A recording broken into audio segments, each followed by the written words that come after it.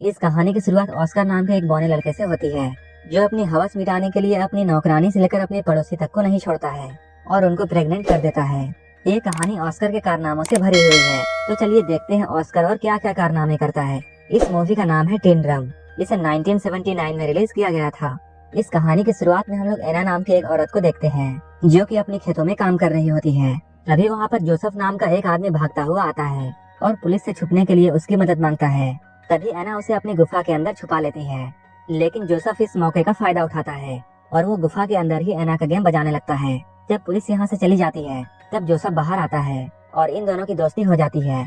इसके बाद ये दोनों एक दूसरे के साथ रहना शुरू कर देते हैं, लेकिन एक दिन पुलिस उसे पकड़ लेती है। इससे पहले कि पुलिस उसे अरेस्ट करती, वो पानी में कूदकर भाग जाता है। जोसेफ के बारे में बहुत सी बातें फेमस हो जाती है। कुछ लोगों का कहना है वो पानी में डूबकर मर गया। वहीं कुछ लोग ये कहते हैं वो वहाँ से भागकर अमेरिका आ गया और वो यहाँ आकर एक अमीर बिजनेसमैन बन गया और यहाँ आकर ऐश कर रहा है।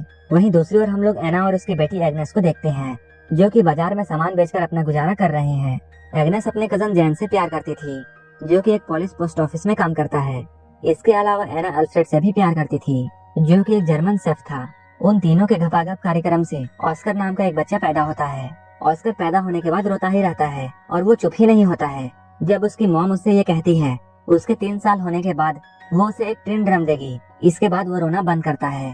अपने 3 साल होने के बाद जब ऑस्कर ने अपने जन्मदिन में लोगों को शराब पीते हुए और कुत्ता डांस करते हुए देखा, तब वो डिसाइड करता है कि वो कभी बड़ा ही नहीं होगा और अपने इसी काम को पूरा करने के लिए वो सीढ़ियों से कूद जाता है। इसके बाद से ही अब ऑस्कर हमेशा के लिए 3 साल का ही रह जाता है।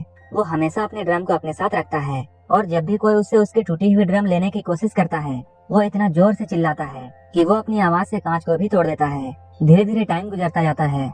अब ऑस्कर 6 साल का हो चुका है। ऑस्कर ना ही बड़ा हो रहा था और ना ही वो अपने टूटे हुए ड्रम को अपने से अलग करता था, और जब भी कोई उससे उसके ड्रम को छीनने की कोशिश करता, तब वो अपनी आवाज से कांच तोड़ देता था। ऑस्कर के इस पावर को देखकर सारे डॉक्टर हैरान थे, लेकिन उसकी मॉम और उसके परिवार को ये जानना था कि ऑस्कर क्यों बड़ा नहीं हो रहा है। हम लोग देखते हैं एग्नेस हर थर्सडे को ऑस्कर के साथ शहर जाती थी और वो ऑस्कर को एक दुकान पर छोड़ देती थी। इसके बाद वो जैन के पास जाती थी और वहाँ जाकर वो जैन के साथ भयंकर घपाघप करती थी। लेकिन एक दिन ऑस्कर को अपनी माँ के कांड के बारे में पता चल जाता है। ऐसा करते हुए कई साल बीत जाते हैं और अब ऑस्कर 12 साल का हो चुका है। एक दिन ऑस्कर अपने मॉम डैड के साथ सर्कस देखने के लिए जाता है, जहाँ वो कुछ बौने लोगों को परफॉर्म करते हुए देखता है। उन बौनों को देखकर ऑस्कर के मॉम डैड को ऐसा लगने लगता है कि शायद ऑस्कर भी एक बौना है। सर्कस खत्म होने के बाद ऑस्कर बेबरा नाम के एक बौने से मिलता है, जो कि ऑस्कर के इस टैलेंट को देखने के बाद उसे अपने सर्कस में काम करने के लिए ऑफर देता है। लेकिन तभी ऑस्कर के मॉम डैड वहां आ जाते हैं और वो ऑस्कर को अपने साथ ले जाते हैं। इससे कुछ दिनों के बाद हम देखते हैं ऑस्कर की माँ ऑस्कर को जिस दुकानदार के पास छोड़कर जाया करती थी, वो दुकानदार भी धीरे धीरे एग्नेस से प्यार करने लगा था। वो उसे और ऑस्कर को अपने साथ लंदन चलने के लिए कहता है, लेकिन तभी एग्नेस उसे मना कर देती है और वहाँ से चली जाती है। इसके कुछ वक्त बाद एग्नेस को यह बात पता चलती है कि वो प्रेग्नेंट है और उसके पेट में जैन का बच्चा है। इस बात से एग्नेस बहुत परेशान हो जाती है और अपनी टेंशन की वजह से वो बहुत सारी मछलियाँ खा जाती है, जो कि उसे खाना बिल्कुल पसंद नहीं था। वहीं उसके पति अल्फ्रेड को इस बात से कोई भी फर्क नहीं पड़ता है कि एग्नेस के पेट में किसका बच्चा है, और वो एग्नेस को सिर्फ खुश देखना चाहता था। लेकिन ऑस्कर के पैदा होने के बाद एग्नेस को कभी भी खुशी नहीं हुई, इसलिए वो अपने इस बच्चे को पैदा करना नहीं चाहती है और बहुत ज्यादा मछलियाँ खाने की वजह से उसे फूड पॉइजनिंग हो जाती है और उसकी मौत हो जाती है।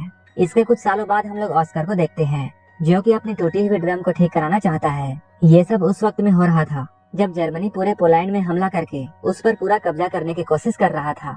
वहीं पोस्ट ऑफिस में भी पुलिस लोग जर्मनियों पर हमला करने की तैयारी कर रहे थे। तभी अचानक जर्मन्स का उन पर हमला हो जाता है।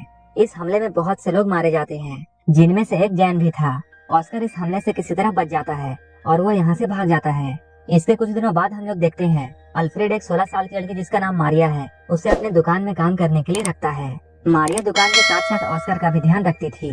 धीरे धीरे ऑस्कर को मारिया से प्यार होने लगता है। ऑस्कर की उम्र भी मारिया जितनी ही थी, लेकिन मारिया को इस बात पर यकीन नहीं था और वो ऑस्कर को अभी भी बच्चा मानती थी।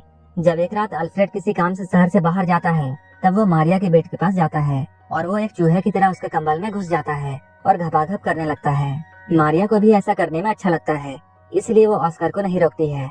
धीरे धीरे ऑस्कर उसके और भी करीब आने लगता है, लेकिन अचानक एक दिन उसे ये बात पता चलती है कि मारिया का अफेयर अल्फ्रेड के साथ चल रहा है और मारिया अल्फ्रेड से बहुत प्यार करती थी, लेकिन अल्फ्रेड सिर्फ उसका यूज कर रहा था। मारिया इस बात से बहुत ज्यादा दुखी होती है और वो रोने लगती है। इस मौके का फायदा उठाकर ऑस्कर उसके पास आता है और उसे संभालने की सोचता है, लेकिन मारिया को बहुत गुस्सा आता है और वो ऑस्कर को बौना कहकर उसके पिछवाड़े पर लात मारती है। कुछ महीनों बाद हम लोग ये देखते हैं कि मारिया अल्फ्रेड के बच्चे की मां बनने वाली थी और ऑस्कर उस बच्चे को मारना चाहता था, लेकिन मारिया ऐसा होने नहीं देती है। कुछ दिनों बाद मारिया एक लड़के को जन्म देती है। उस बच्चे को पाकर सभी लोग बहुत खुश होते हैं, लेकिन ऑस्कर ये सब देखकर बिल्कुल भी खुश नहीं था, क्योंकि उसे ऐसा लगता था जैसे वो बच्चा उसी का है। वहीं दूसरी ओर हम लोग ऑस्कर के दोस्त बेबरा को देखते हैं, जो कि वर्ल्ड वार 2 के दौरान नाजी आर्मी में एक बड़ी पोस्ट पर काम कर रहा था। फिर एक दिन वो ऑस्कर को भी अपनी टीम में आने के लिए बोलता है। ये लोग पेरिस में एक परफॉर्मेंस करने वाले थे। ऑस्कर इन लोगों के साथ मिलकर सारे लोगों को अपना टैलेंट दिखाता है। उनके साथ काम करते हुए उसे अपनी टीम की एक लड़की जिसका नाम रोज बीता है, उससे प्यार हो जाता है। अब कई दिन ऐसे बीत जाते हैं। अब ऑस्कर अपने बौने दोस्तों के साथ बहुत खुश था और वो अपनी जिंदगी अपने हिसाब से जी रहा था और वो जब चाहे जैसा कर सकता था। लेकिन एक दिन अचानक अमेरिकन का वहाँ हमला हो जाता है। ऑस्कर की गर्लफ्रेंड रोजबीता इस हमले में मारी जाती है। उस हादसे के बाद ऑस्कर अपने घर वापस आ जाता है। यहाँ आकर वो मारिया के 3 साल के बेटे को एक वैसा ही ड्रम गिफ्ट करता है जैसा कि उसे अपने 3 साल की उम्र में मिला था। लेकिन मारिया ऑस्कर के यहाँ आने से बिल्कुल भी खुश नहीं थी, लेकिन अल्फ्रेड अपने बेटे के यहाँ आने से बहुत खुश था। अल्फ्रेड अपने बेटे को उन लोगों से छुपा कर रखता है जो कि ऑस्कर को हॉस्पिटल ले जाकर उसका इलाज करना चाहते थे, क्योंकि अल्फ्रेड को ऐसा कभी नहीं लगता था कि ऑस्कर आम लोगों से अलग है। शहर की हालत धीरे धीरे बिगड़ने लगती है। इसके बाद डर के मारे अल्फ्रेड अपनी पड़ोसी लीना और अपने बेटे ऑस्कर को बेसमेंट में छुपा कर रखता है। इसके साथ अल्फ्रेड को अपने नाजी होने की बात भी छुपानी पड़ती थी, लेकिन अचानक एक दिन रशियन सिपाही उनके घर पर घुस जाते हैं और वो अल्फ्रेड के सामने ही लीना के साथ जबरदस्ती करने लगते हैं। वहीं अल्फ्रेड को नाजी सिपाही होने की बात छुपाने के लिए ऑस्कर उसे एक चिन्ह देता है जिस पर नाजी होने की बात लिखी हुई थी। तभी अल्फ्रेड उस चिन्ह को निगल लेता है, लेकिन वो चीज जाकर अल्फ्रेड के गले में फंस जाती है और उसकी मौत यहीं पर हो जाती है। अगली सुबह मारियस नाम का एक आदमी अल्फ्रेड की दुकान पर आता है और अब वो उस दुकान का नया मालिक था। दुकान को अपने कब्जे में करने के बाद मारियल अल्फ्रेड का फ्यूनरल कर देता है, क्योंकि उसने हाल ही में अपनी पत्नी और बच्चों को खोया था और वो जानता था किसी अपने को खोना कैसा लगता है। अल्फ्रेड के मरने के बाद ऑस्कर को भी ये बात समझ में आ जाती है कि अब उसका इस दुनिया में कोई नहीं है। इसके बाद ऑस्कर फिर से ये डिसाइड करता है कि अब वो बड़ा होगा। इसके बाद ऑस्कर अपने ड्रम को भी अल्फ्रेड के साथ दफना देता है, लेकिन तभी कहीं से एक पत्थर आता है और वो सीधा जाकर ऑस्कर के सर पर लगता है, जिसकी वजह से ऑस्कर वहीं पर बेहोश हो जाता है। यहीं पर एक आदमी इन लोगों को बताता है कि ऑस्कर अब बड़ा होने लगा है। मूवी के लास्ट सीन में हम लोग ये देखते हैं एना को छोड़कर बाकी सारे लोग इस शहर को छोड़कर जा रहे हैं, जहाँ ऑस्कर को पता चलता है कि उसके चिल्लाने की शक्ति अब जा चुकी है।